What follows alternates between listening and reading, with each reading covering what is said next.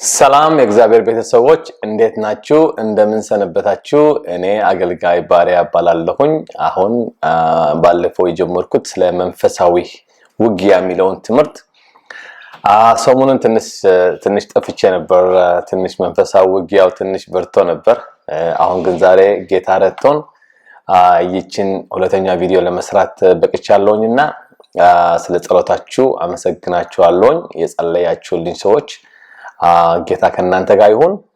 እንግዲህ ዛሬ ደግሞ ስለ መንፈሳዊ ውጊያ የሚለውን ትምህርት ተከታታይ ሁለተኛ ክፍል ይዤ ቀርቤያለሁኝ።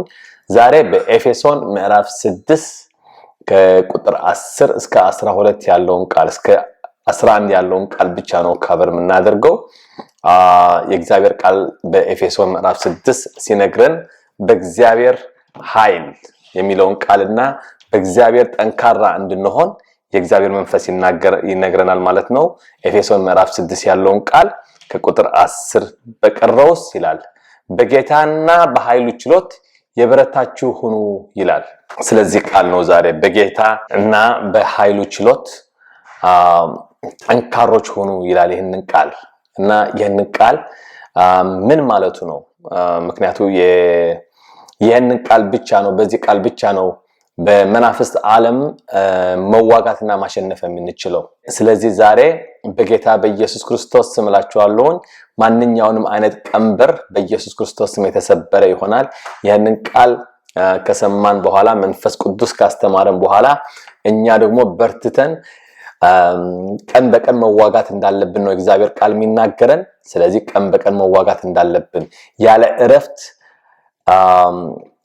ዛሬ ዴይ ኦፍ የሚወሰድበት ነገር አይደለም። መንፈሳዊ ህይወት ልክ እንደ ስራ 4 ቀን 5 ቀን ይሰራል 3 ቀን 2 ቀን እናርፋለን ማለት አይደለም። መንፈሳዊ ህይወት ከኛ ምንም እረፍት የሚደረግበት ነገር አይደለም። ግን እንደዛ ሆኖ ደግሞ የሚዋጋልን የክርስቶስ መንፈስ ነው፣ የእግዚአብሔር መንፈስ ነው፣ መንፈስ ቅዱስ ነው የሚዋጋልን። ስለዚህ እንዴት ነው መዋጋት የምንችለው? እንዴት ነው ማሸነፍ የምንችለውን ቃል ዛሬ በኢየሱስ ክርስቶስ ስም እንማራለን ማለት ነው። ከዛ በፊት ግን አጭር ጸሎት ጸልያለሁኝ። እግዚአብሔር አምላካችን በኢየሱስ ክርስቶስ ስም ክብር ላንተ ይሁን። መንፈስ ቅዱስ እንጠራሃለን፣ መንፈስ ቅዱስ እናመሰግንሃለን። አሁን ራስህ እንድታስተምረን በኢየሱስ ክርስቶስ ስም ጸልያለን። ክብር ለአብ፣ ክብር ለወልድ፣ ክብር ለመንፈስ ቅዱስ ይሁን በኢየሱስ ክርስቶስ ስም አሜን።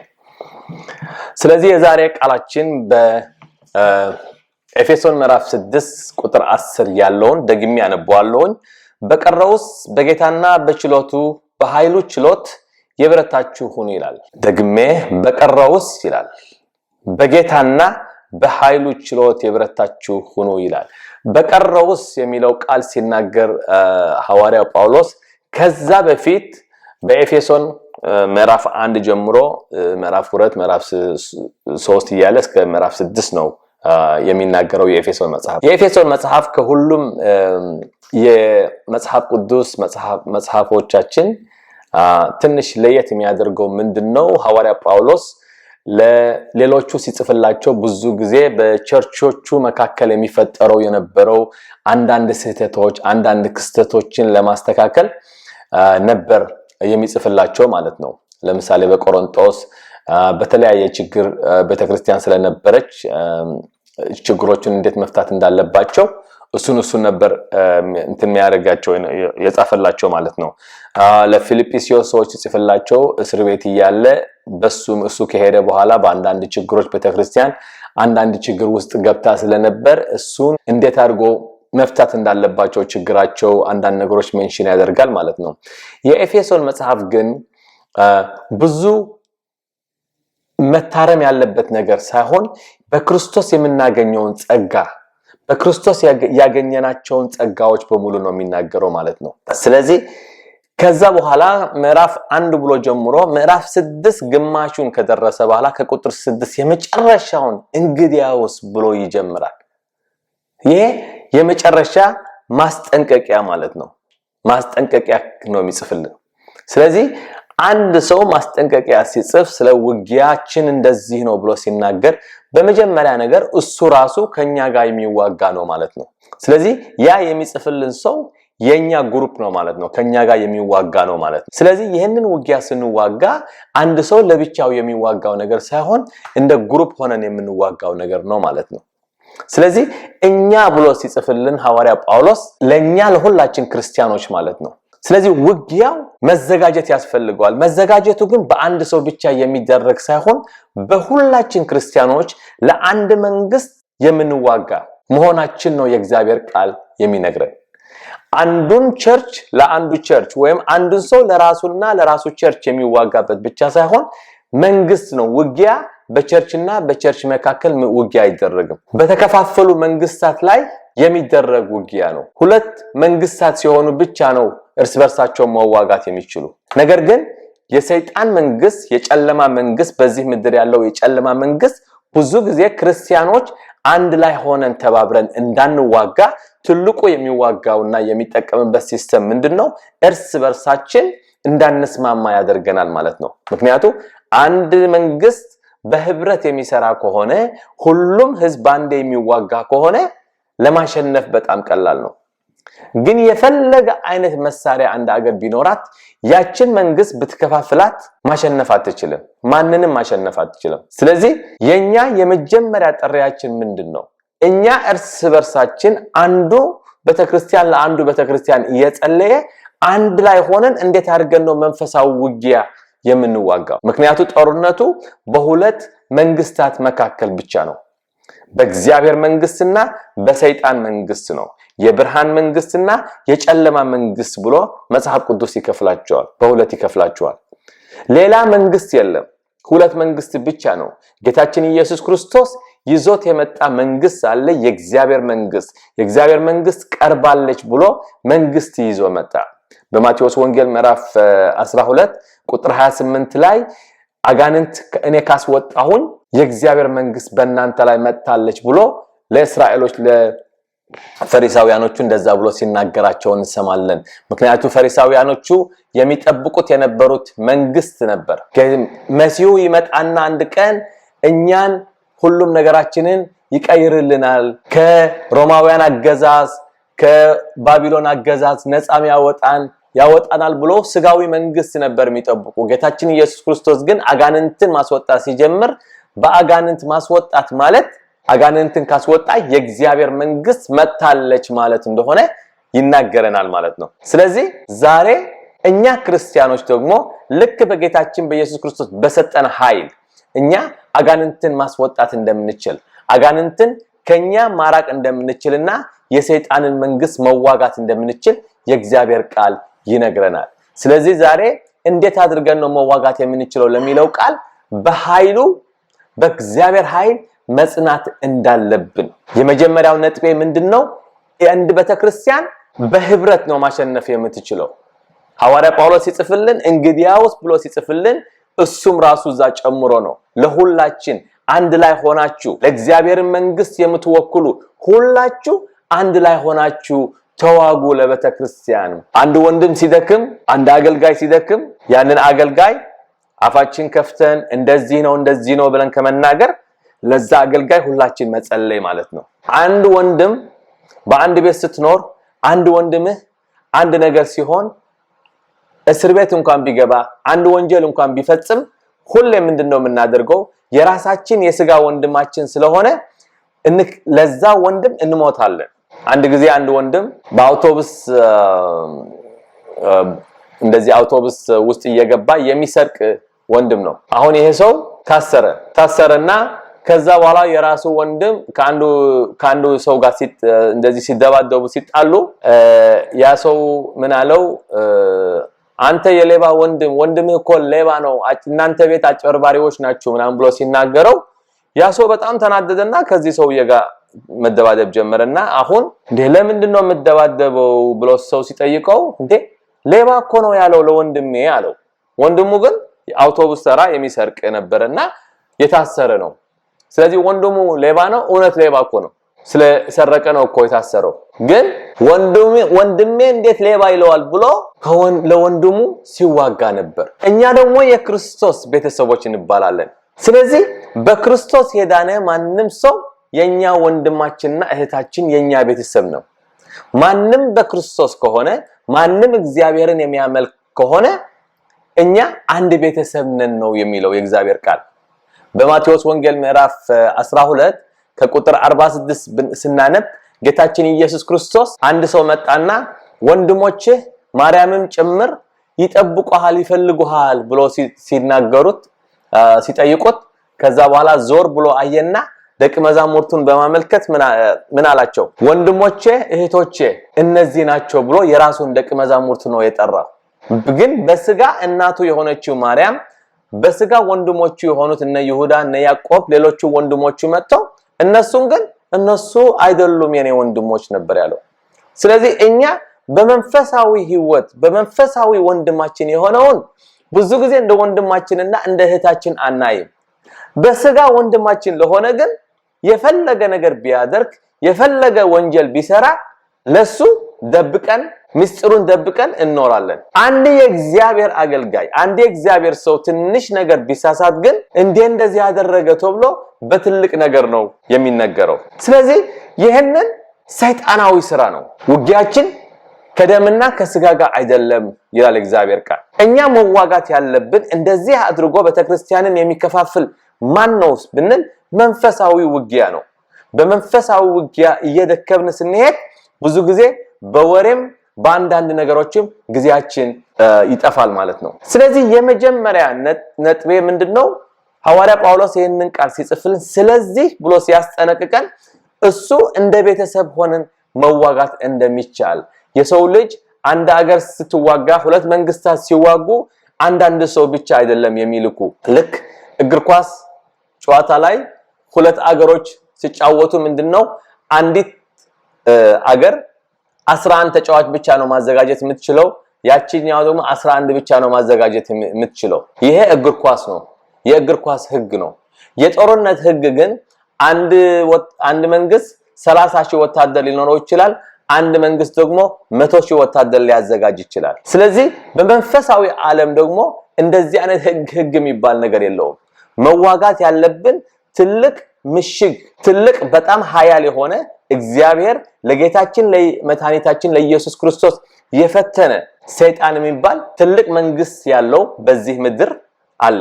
እሱ እንዴት መዋጋት የምንችለው ለሚለው ቃል በህብረት ብቻ ነው መዋጋት የምንችለው። አንዲት አገር መዋጋት የምትችለው የራሷ ህዝብ በሙሉ ነው የሚዋጋው። አሁን አንድ ጦርነት ቢመጣ በአንድ አገር ህዝቡ ከሌላ አገር ጋር ይችን አገር እየተዋጋች ያለችው በመሃል መጥቶ ህዝቡ ግን እርስ በርሱ ቢዋጋ ምን ጥቅም እንዴት አድርጎ ነው ማሸነፍ የሚችለው? ስለዚህ በአሁኑ ሰዓት ደግሞ በጣም በክርስትና ህይወታችን ምክንያቱም ኤፌሶን ምዕራፍ 3 ቁጥር 10 ላይ ለቤተክርስቲያን የተሰጣት ስልጣን አለ። ያንን ስልጣን የኃይሉን የእግዚአብሔር ኃይል የክርስቶስን ኃይል ለኛ እንደተሰጠን ለቤተክርስቲያን እንደተሰጣት በኃላፊነት በኤፌሶን ምዕራፍ 3 ቁጥር 10 ላይ ይናገራል። ያንን ኃይል ይዘን ነው መዋጋት የምንችለው።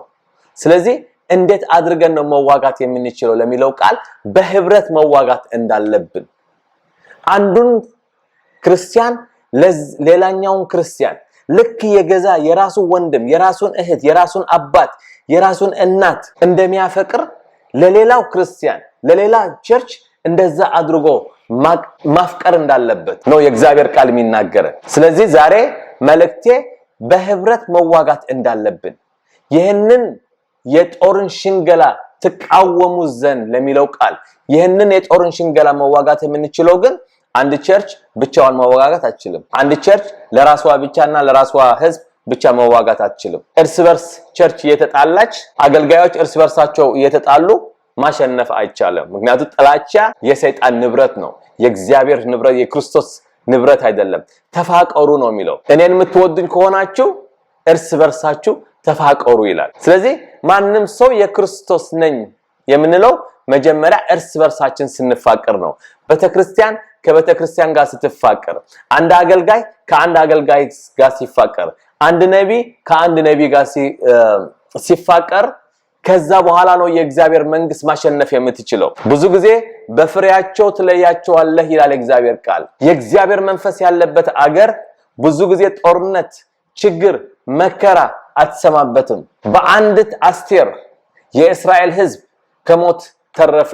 በአንዲት አስቴር በአንድ ሰው በአንድ ሰው እግዚአብሔር አንድ ሰው ነው የሚፈልገው አንድ ታማኝ ሰው ነው የሚፈልገው በአንድ ሙሴ እግዚአብሔር እስራኤሎቹን ከ3 ሚሊዮን የሚበልጡ ህዝብ ከእስራኤል ከግብጽ ሀገር ከባርነት አስወጣቸው እግዚአብሔር የቁጥር ብዛት አይደለም የሚፈልገው በአንድ ሰው ጸሎት ነው እግዚአብሔር ነፃ የሚያስወጣው ስለዚህ እግዚአብሔር በሶዶምና ጎሞራን ሲያጠፋ ለአብርሃም ሲነግረው ሲያማክረው ምንድነው ያለው ሶዶምና ጎሞራን አጠፋታለሁ ብሎ ሲናገር አብርሃም ለሎጥ ተንበርክኮ ሲጸልይለት እግዚአብሔር አለው 50 እንዴት ታጠፋዋለ የተወሰኑ ጻድቆች እኮ አሉ ሲለው እግዚአብሔር 50 ባገኝ ምን ታደርጋለህ አለው እኔ እምራቸዋለሁ አለ 45 ከዛ እንደዛ ያለ ወደ 20 ወረደ ግን ምንም ሊገኝ አልቻለም ስለዚህ እግዚአብሔር ለዛች ከተማ ሶዶምና ጎሞራ ለምትባለው ህዝብ አንድ ሁለት ሰዎች የሚጸልዩ ቢኖሩ ኖሮ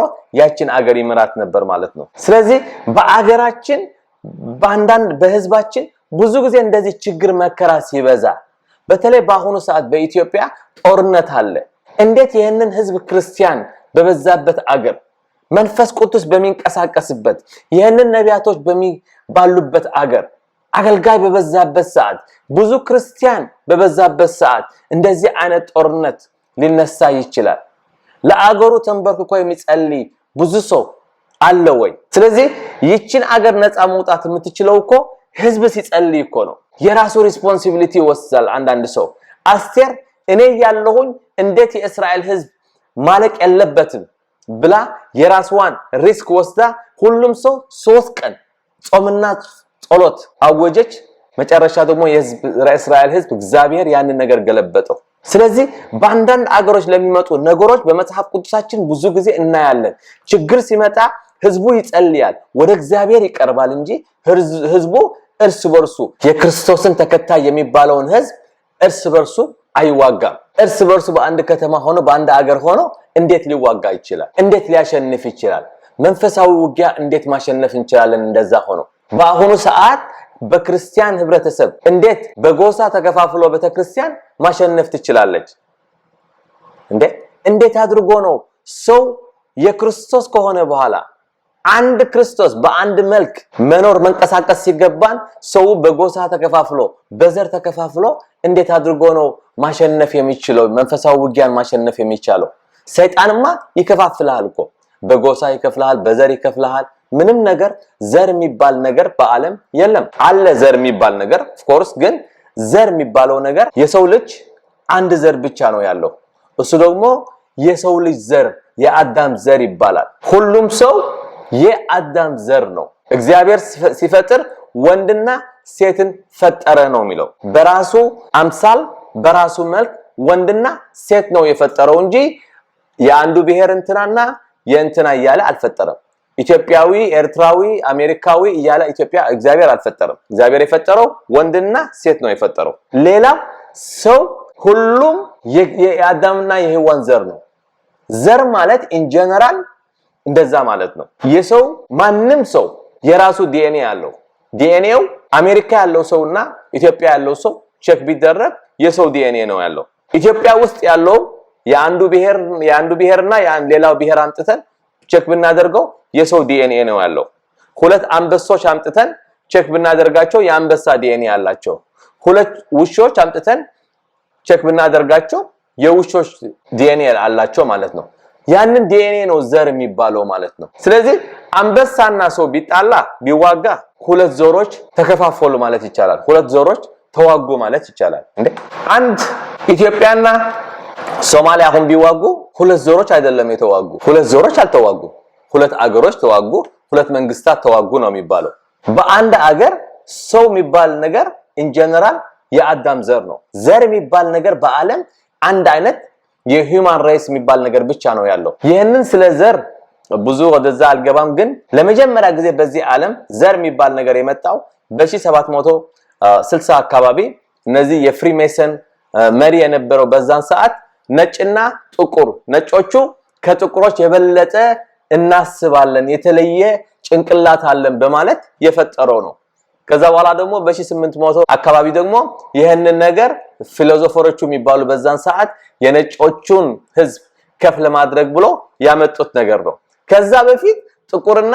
ነጭ የሚባል እንኳን መከፋፈል አልነበረም በዓለም። ይሄ አሁን ዘር የምንለው ሬስ የምንለው መለያየት የሚባለው ነገር ከዛ በፊት በዓለም ራሱ አልነበረም። በአገር ደረጃ ብቻ ነው የሚጠራ የነበረው ማለት ነው።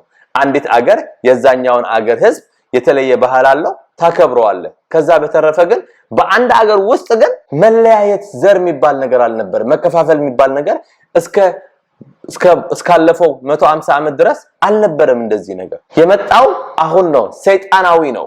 ምክንያቱም ሰይጣን መግዛት ሲፈልግ ምንድነው የሚያደርገው? ይከፋፍልሃል። በመጀመሪያ በጎሳ ይከፋፍልሃል። ከጎሳ ደግሞ በዛች ጎሳች ውስጥ ደግሞ ማልቲፕላይ ያደርጋል። ይሄ የማርክሲስት አይነት ሲስተም ነው። መጀመሪያ ህዝብ ተከፋፍለዋለህ ይላል፣ ከዛ ታባዘዋለህ የሚል የቮሊዩም 1 የማርክሲዝም ሲስተም ነው። ስለዚህ ይሄ ሰይጣናዊ ነው። መንፈሳዊ ውጊያ የሚባለው የሚጀምረው በዛ ነው። ስለዚህ በአሁኑ ሰዓት ቤተክርስቲያን በብሔር የተከፋፈለች ቤተክርስቲያን ናት። እንደዚህ ሆነን እንዴት ማሸነፍ እንችላለን? ስለዚህ እግዚአብሔር ከዚህ ያውጣን፣ እግዚአብሔር ከዚህ ይርዳን። ምክንያቱም እንደዚህ አይነት ክፍፍል በልባችን ካስቀመጥ መንግስተ ሰማያት የምትባለው በውስጣችን ነው ያለችው። ይችን መንግስተ ሰማያት በውስጣችን ያለችው የልብ መንግስት ናት። ልባችን ከቆሸሸ ምንም ነገር በህይወታችን የሚፈጸም ነገር የለም። እኛ ሰይጣን አስሮናል ማለት ነው። ለዚህ ነው በአሁኑ ሰዓት የትም ቦታ ብንሄድ፣ የትም ቸርች ብንሄድ የክርስቲያን ህብረተሰብ ታስረን ነው የምንኖረው። በችግር በመከራ ነው ሰው ሲያልፍ የምናየው። እንዴት ነው አሸንፈን የማንኖረው? ምክንያቱም የተያዘ ልብ ስላለን። በችግር እኛ ራሳችን ባመጣነው ኃጢአት እንያዛለን። ምክንያቱም ሰው እንከፋፍላለን። ልባችን ብንመረምር እኛ ራሳችን ንጹህ የሆነ ለክርስቶስ የሚሆን ልብ ስለሌለን ኃጢአት ተሸክመን ነው የምንዞረው። ልክ እንደዛ ሲሆን ደግሞ ለሰይጣን በር እንከፍትለትና ከዛ ቤታችን ገብቶ ንብረታችንም ስራችንም ሁለመናችንም ይዘናል ማለት ነው። አንዳንድ ጊዜ አንድ ክርስቲያን ሆኖ መዋጋት ይፈልጋል። እስቲ ጸልያለሁ ብሎ ይሄዳል። ልክ መጽሐፍ ቅዱስ ሲከፍተው ማንበብ እንኳን አይችልም። ልክ መንበርከክ ሲጀምር መጸለይ አይችልም። ገብቶ ኳስ ያለሁኝ እስቲ ዩቲዩብ ገብቼ የሆነ ነገር አያለው ቢል ለ7 ሰዓት ለ10 ሰዓት ዝም ብሎ ቁጭ ብሎ ማየት ይችላል። መጽሐፍ ቅዱስ ከፍቶ ግን መጸለይ አይችልም። እንዴት እንደዚህ ሊሆን ይችላል? ይሄንን ማድረግ ካልቻል እኛ ማንነታችንን መንፈሳችንን የሚቆጣጠረን የውጭ ኃይል አለ ማለት ነው። በዚህ ነው የምናውቀው። ስለዚህ እንዴት ነው መዋጋት የምንችለው? ሐዋርያ ጳውሎስ እንዳለን የእግዚአብሔር ቃል እንዳለን በእግዚአብሔር መጽናት እንዳለብን። በእግዚአብሔር መጽናት ማለት ደግሞ የእግዚአብሔር ያለንን ነገር ማድረግ ማለት ነው። በእግዚአብሔር መንገድ መሄድ ማለት ነው። ለእግዚአብሔር ተገዙ። ከዛ በኋላ ምን ይላል? በያዕቆብ መልእክት ያዕቆብ ምዕራፍ 4 ቁጥር 7 ላይ ለእግዚአብሔር ተገዙ ነው የሚለው መጀመሪያ። ከዛ በኋላ ሰይጣንን ተቃወሙትና ከናንተ ይሸሻል ይላል። ስለዚህ ሰይጣንን መቃወም የምንችለው በእግዚአብሔር ስንገዛ ነው። በእግዚአብሔር ቃል ስንሄድ ነው። ስለዚህ ዛሬ የመጀመሪያ መልእክቴ ምንድነው? እንደ በህብረት መዋጋት እንዳለብን። ያለ ህብረት ምንም ነገር ማሸነፍ አንችልም። በህብረት ብቻ ነው ማሸነፍ የምንችለው። ሁለተኛው ፖይንት ደግሞ ምንድነው? የመጀመሪያው ፖይንት በህብረት መዋጋት እንዳለብን፣ በእግዚአብሔር ኃይል በህብረት መዋጋት እንዳለብን። ሁለተኛው ደግሞ ኃይል የሚለው ቃል በእግዚአብሔር ኃይል የሚለው ቃል ያንን ኃይል መጠቀም እንዳለብን። የእግዚአብሔር ኃይል የሚባል ነገር ለኛ በክርስቶስ የተሰጠን ነገር አለ። የኤፌሶንን መጽሐፍ አንቦ ጳውሎስ በመሃል አይደለም የጀመረው። ምዕራፍ 6 ላይ ነው ይህንን ቃል የምናገኘው። ነገር ግን የእግዚአብሔር ቃል በኤፌሶን መጽሐፍ ስናነበው በምዕራፍ 1 ቁጥር 3 ላይ እኛ በሁሉም መንፈሳዊ በረከቶች የተባረክን መሆናችን ይናገረናል። በእግዚአብሔር የተሰጠን ነገሮች ከምዕራፍ 1 እስከ ምዕራፍ 3 ያሉ ኤፌሶን ስናነበው በእግዚአብሔር የተሰጠን በጌታችን በኢየሱስ ክርስቶስ ደም የተሰጡን ጸጋዎች በሙሉ በረከቶችን ይናገረናል። ምዕራፍ 1 ቁጥር 3 ላይ በሁሉም መንፈሳዊ በረከቶች እንደተባረክን የእግዚአብሔር ቃል ይነግረናል። ቁጥር 4 ላይ ከመፈጠራችን በፊት እንደወረሰን ይነግረናል። ቁጥር 1 ምዕራፍ 1 ቁጥር 13 ላይ በመንፈስ ቅዱስ እንደታሸግን ይነግረናል ማለት ነው። ወደ ምዕራፍ 2 ስንሄድ ከጨለማ ቁጥር 1 ላይ ከጨለማ ወደ ብርሃን መንግስት በክርስቶስ እንደመጣ። ኤፌሶን ምዕራፍ 2 ቁጥር 6 ስንሄድ በክርስቶስ ከእግዚአብሔር መንግስት ጋር በቃ ከሱ ጋር አብረን እንደተነሳ አብረን እንደሞትና አብረን እንደተነሳ ይነግረናል። ስለዚህ እንደዛ ብሎ ሲነግረን ምዕራፍ 3 ላይ ቁጥር 10 ላይ ለቤተክርስቲያን የተሰጣት ኃይል የእግዚአብሔርን ፓወር ለቤተክርስቲያን እንደተሰጣት የምንዋጋበት ነገር እንዳለ መንፈሳዊ ውጊያ እንዳለ ነገር ግን ለቤተክርስቲያን እግዚአብሔር የሰጠን በክርስቶስ ያገኘነው ልክ ጌታችን ኢየሱስ ክርስቶስ ከሞት ያስነሳውን ያንን ኃይል ለኛ እንደተሰጠን ለቤተክርስቲያን እንደተሰጣት ይናገረናል። ከዛ ምዕራፍ 3 ጨርሰን ከምዕራፍ 4 እስከ ምዕራፍ 6 ያለው ግን እኛ የምናደርገው ነው። ከምዕራፍ 1 እስከ ምዕራፍ 3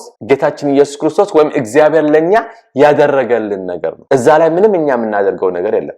ከምዕራፍ 4 ጀምሮ ደግሞ ልክ ሲጀምር እንዲያው በአገልግሎታችሁ በመንገዳችሁ ለእግዚአብሔር የምትመቹ ሁኑ ነው የሚለው። ለእግዚአብሔር የሚመች አገልግሎት ነው የሚለን ምዕራፍ 4 ቁጥር 1 ላይ ማለት ነው። ከዛ ቁጥር 2 ላይ የዋሆች እንድንሆን ትሁታን እንድንሆን ይነግረናል ማለት ነው። ከዛ ቁጥር 4 18 ላይ ዓለምን አትምሰሉ ይላል። እንደ ዓለም አትሆኑ፣ ዓለምን የሚከተሉት መንገድ አትሄዱ፣ እነሱ ብዙ የሚያደርጉት ኃጢአት እነሱን አትምሰሉ፣ ኃጢአት አትስሩ፣ ዝሙት አታድርጉ፣ አትስረቁ፣ ዓለምን አትምሰሉ። ከዛ ጨለማ ወጣችሁ ጌታችን ኢየሱስ ክርስቶስ ደሙ አፍስሶ ከዛ አውጥቷችሁ እንዴት ነው ተመልሳችሁ ዓለምን የምትመስሉ? ዓለምን የሚመኘው ነገር ለምን ትመኛላችሁ? ከዛ መውጣት እንዳለብን ይነግረናል ማለት ነው። ከዛ ወደ ቁጥር 5 ሲናገር ምዕራፍ 5 ስንመጣ እንዴት አድርገን አንድ ክርስቲያን መኖር እንዳለበት አንድ ልጅና ከቤተሰቦቹ ጋር እንዴት መኖር አለበት ይነግረናል። ባልና ሚስት እንዴት አድርጎ መኖር እንዳለባቸው ያስተምረናል። ከዛ ደግሞ አሰሪና ሰራተኛ እንዴት መኖር እንዳለባቸው ይነግረናል። በዚህ ዓለም በአሁኑ ሰዓት ብዙ አይነት ውጊያ አለ።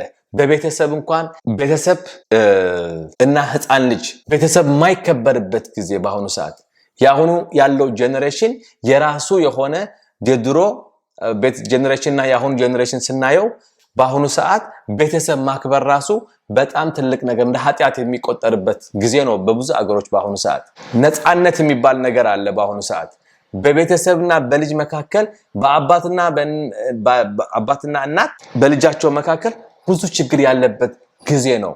ይሄ ምንድነው ስንል መንፈሳዊ ውጊያ ነው። መንፈሳዊ ውጊያ ነው። ባልና ሚስት አንድ ላይ የሚኖሩ የነበሩ የሚዋደዱ የሚፋቀሩ የነበሩ ተፋቅሮ ተዋደው አንድ ሆኑ የሚለውን ቃል እግዚአብሔር ነገር ፈጽመው በአንድ የነበሩ ከትንሽ ጊዜ በኋላ ልጅ ከወለዱ ከቆዩ በኋላ ያንን ፍቅር ይጠፋና ከዛ በኋላ ባል ሌላ ነገር መፈለግ ይጀምራል፣ ሚስትም ሌላ ነገር መፈለግ ትጀምራለች ማለት ነው። ይሄ በዓለም ያሉ ዓለማውያን የሚያደርጉት ናቸው ነው እግዚአብሔር ቃል የሚለው።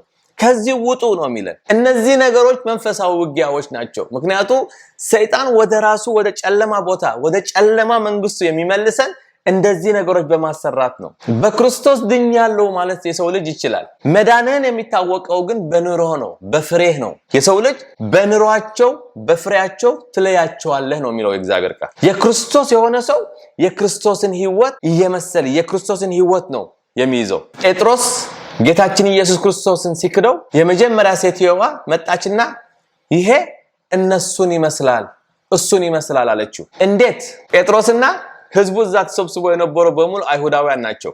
አለባበሳቸው፣ አነጋገራቸው አንድ አይነት ቋንቋ ነው የሚናገሩ። የጴጥሮስ ቋንቋ ግን ለየት ያለ መሆኑ ከህዝቡ በሙሉ ለይታ አወጣችው። አነጋገሩ ስታየው ኢየሱስን ይመስላል አለችው። ሌላው ደግሞ መጣና አንተ ከነሱ ጋር መሆን አለብህ አሉት ጴጥሮስን። ከዛ ሁሉ ህዝብ ተሰብስቦ ከነበረው አሁን እዚህ ላይ ማሰብ ያለብን በሙሉ አይሁዶች ናቸው። አንድ አይነት ህዝብ ናቸው። አለባበሳቸው አንድ ነው። ጴጥሮስን ግን ለይተው ከነሱ ከኢየሱስ ጋር ነህ አንተ አሉት።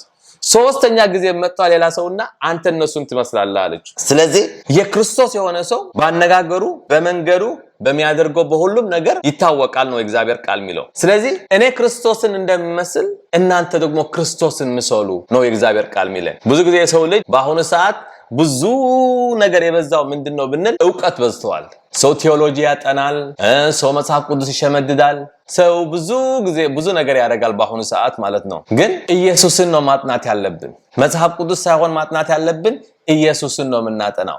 ቴዎሎጂ ገብተን እንደፈለግና አድርገ መጽሐፍ ቅዱስ ብንሸመድደው የማንኖረው ነገር መድረክ ላይ ወጥተን ብናስተምረው ምንም ትምህርት አይሆንም። አንድ ጊዜ አንድ አገልጋይ ሲያስተምር ስለ ፍቅር ሲያስተምር በጣም የሚገርም አይነት ትምህርት በቃ እንደሱ አይነት ትምህርት በታሪክም ሰምቼ እኔ ራሴ ሰምቼ አላቅም ሲያስተምር ማለት ነው። በኋላ ግን ስጠይቅ አገልጋዩ ራሱ ከሚስቱ ጋር የተለያየ ነው፣ የተፋታ ነው። እሱ ብቻ ሳይሆን ከልጆቹ ጋር ራሱ አይስማማም። አሁን አንድ አገልጋይ መድረክ ላይ ወጥቶ ክራባት አድርጎ ሲያስተምር ስለ ፍቅር ሲያስተምር እናንተ ማፍቀር አለባችሁ ፍቅር ማለት እንደዚህ ነው ብሎ ለማስተማር ቀላል ነው። ግን ለራሴ ያስተማርከው ትምህርት ለሰው ታስተምራለህ። ያሁን በአሁኑ ሰዓት ያለው በመገለጥ ትምህርት ይያል በቃ አንተና አስተማሪ ጎበዝ ነው ትላለህ። ምንድነው የተማርከው ከዛ አስተማሪ ስትል ደግሞ ምንም የተማርከው ነገር ደግሞ የምታውቀው ነገር የለም። ምክንያቱም በመጨረሻ ጊዜ እንደዚህ አይነት አስተማሪዎች ይመጣሉ። የእውቀት ብቻ ነው የሚለው ራሳቸው የማይኖሩበት ትምህርት የሚያስተምሩ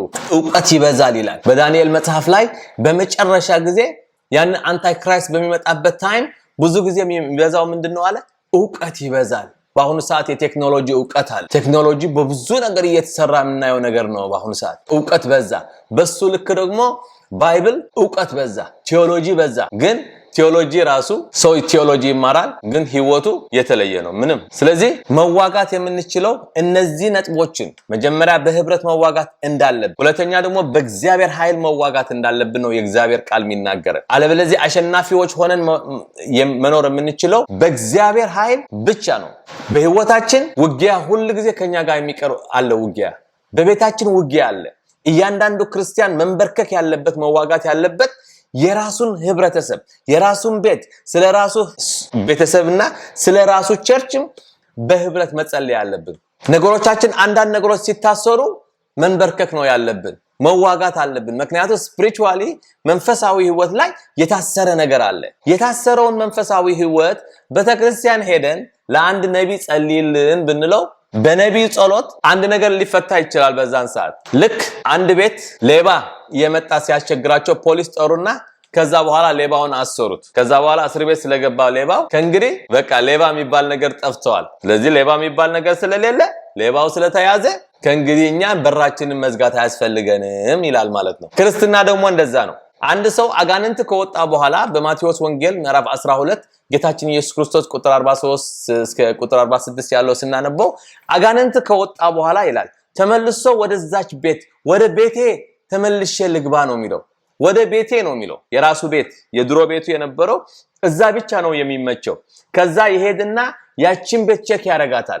ባዶ መሆኗን ገና አጋንንት ወጥተዋልና በቃ አሁን በቃ ኢንስቴድ ኦፍ ወደ እግዚአብሔር ሞር ወደ እግዚአብሔር ጠንክራ ያቺን ቤት መቆየት ሲገባት ባዶ ናት፣ ምንም ነገር የላትም። እና ተመልሶ ሲመጣ ሲያያት ባዶ ናት፣ ምንም ነገር የላትም። ከዛ በኋላ ምን ያደርጋል? ብቻውን አይገባም። ምክንያቱም ከዚህ በፊት ተባረዋላ፣ ያባረረው ኃይል አለ። ስለዚህ ይሄ ያባረረኝ ኃይል ተመልሶ ሊያባረረኝ ይችላል። አሁን ምን ያደርጋል ነው የሚለው እግዚአብሔር ቃል። ይሄድና ከሱ የሚብሱ 7 ይዞ ይመጣል። ሲመጣ 8 ሆነው ይገባሉ ማለት ነው። አሁን ለዛች ቤት ከመጀመሪያው ይልቅ ሁለተኛው የከፋ ይሆናል ይለናል ጌታችን ኢየሱስ ክርስቶስ። ብዙ ጊዜ ዴሊቨራንስ ሲደረግ እንደዛ ነው የምናየው። አንድ ሰው ዴሊቨርድ ሆነ ይባላል። ከዛ በኋላ ከ2 ሳምንት በኋላ ከአንድ ወር በኋላ ያንን ቤት ገብተህ ስትጠይቀው ለዛ ሰው ህይወቱ የባሰ ነው የከፋ የሚሆነው። ምክንያቱም ይህንን ቃል እንኳን ብዙ ሰው አያውቀውም። ስለዚህ መዋጋት እንዴት ነው ያለብን? መንፈሳዊ ውጊያ እንዳለ ማወቅ መቻል አለብን። እንዴት ነው መዋጋት እንዳለብን ማወቅ መቻል አለብን። አንዲት አገር በውጊያ ከጎረቤት አገርዋ ወይም ከማንም አገር ብትዋጋ ቀን በቀን ስለ መዋጋት እንዴት ነው ምን መዋጋት ያለብን፣ በየት በኩል ነው ማጥቃት ያለብን፣ በየት በኩል ነው መከላከል ያለብን እያለች ነው የምትውለውና የምታድረው። አለቆቹ ጀነራሎቹ እሱን ፕላን ሲያወጡ ብቻ ነው የሚውሉ። እኛ ክርስቲያኖች ደግሞ ህይወታችን እንደዛ ነው መሆን ያለበት። ቀን በቀን ህይወታችን ቤታችን እንዴት ነው ነፃ ማውጣት የምንችለው? ልጆቻችን እንዴት ነው ነፃ ማውጣት የምንችለው? ባልና ሚስት እርስ በርሳቸው ከመጣላት እንዴት ነው ባሌላ ያለው መንፈስ እኔ ዛሬ ማወጣው የምዋጋው? ባል ሚስቱን ከሚጠላ ሚስቱን ላይ ያለው መንፈስ እንዴት አድርጌ ነው መዋጋት ያለብኝ ማለት ያለበት? በእንደዛ ብቻ ነው ማሸነፍ የምንችለው። ውጊያችን መንፈሳዊ ብቻ ነው። ከስጋና ከደም ጋር አንዋጋም። ከስጋና ከደም ጋር አንዋጋ። ስለዚህ አጠገባችን ያለው ከሰው ጋር ከኛ ጋር የሚነጋገር ማንም ሰው ስጋም ደምም ነው ማለት ነው። ስለዚህ ከሰው ጋር መከራከር መጣላት ማቆም አለብን። ይሄን ነገር የምናደርግ ከሆነ ማሸነፍ አንችልም። ስለዚህ የእግዚአብሔር ዛሬ መንፈስ ቅዱስ በውስጥ የሰጠኝ ይሄንን መልእክት ነው። የሚቀጥለው ሳምንት ተመሳሳይ ስለ መዋጋት ስለ ጦርነት እንዴት ነው እኛ ማሸነፍ የምንችለው ሁለት መንግስት እንዳሉ የእግዚአብሔር መንግስትና የሰይጣን መንግስት እንዳሉ እኛ የእግዚአብሔርን መንግስት ወክለን ነው በዚህ ምድር የምንኖረው። ስለዚህ እንዴት ነው አሸናፊዎች ሆነን የምንኖረው? እነዚህ ሃይማኖተኞች እንድንሆን ዝም ብለን ቸርች እንድንመላለስና የተሸነፈ ህይወት እንድንኖር ሳይሆን ጌታችን ኢየሱስ ክርስቶስ የሞተልን እኛ አሸናፊዎች መሆናችን ነው የእግዚአብሔር ቃል የሚነግረን። ስለዚህ አሸናፊዎች ለመሆን ደግሞ በክርስቶስ ታማኞች ለክርስቶስ እንድንሆንና ክርስቶስን እየመሰልን ስንሄድ ብቻ ነው ሰይጣንን ማሸነፍ የምንችለው። ስለዚህ ዛሬ እዚህ ላይ ጨርሳለሁኝ። በሚቀጥለው ሳምንት እስከማገኛችሁ ጌታችን ኢየሱስ ክርስቶስ ባስተማረን ጸሎት። ስለዚህ የዛሬ አገልግሎት መልእክቴን ከመጨረሴ በፊት በጌታ በኢየሱስ ክርስቶስ ስም አመሰግናችኋለሁኝ። ቴንኪው እላችኋለሁኝ። ይሄኛው የአማርኛ ፕሮግራማችን ነው። ሌላ ደግሞ በትግርኛም ሌላ ፕሮግራም አለኝ። ዩጁዋሊ ስናስቀምጠው አማርኛ ወይም ትግርኛ የሚለው ነገር አለ። እሱን አንባችሁ በመታውቁት ቋንቋ ትምህርቱን መከታተል ትችላላችሁ። ከዛ በተረፈ ላይክ በማድረግ ሰብስክራይብ በማድረግ አንዳንድ ሐሳቦችም ካሏችሁ በሐሳብ በኩል ሐሳብ ብትሰጡን በጣም ጥሩ ነው። እንግዲህ መጽሐፍ ቅዱስ ሁሉ ጊዜ አዲስ ነው የእግዚአብሔር ቃል። ስለዚህ አንድ ሰው ሁሉም ነገር ያውቀዋል ማለት አይደለም። አንድ ሰው ስህተት ሊኖር ይችላል ወይም አንዳንድ ሐሳቦች ላይ አለመገጣጠም ሊኖር ይችላል። ስለዚህ እንደዚህ ነው ለምን እንደዚህ ሆነ ተባብለን እርስ በርሳችን መመካከርና ማስተካከል መንፈሳዊ ነገር ነውና በዚህ በኩል በአንዳንድ ነገሮችም እናንተ እኔን እንድታርሙኝ ወንድማችሁ ነኝ። በጌታ ፍቅር ጠይቃችኋለሁ ማለት ነው። ከዛ በተረፈ እግዚአብሔር ያክብራችሁ። በጌታ በኢየሱስ ክርስቶስ ስም ተባረኩላችኋለሁ። እግዚአብሔር ያክብራችሁ።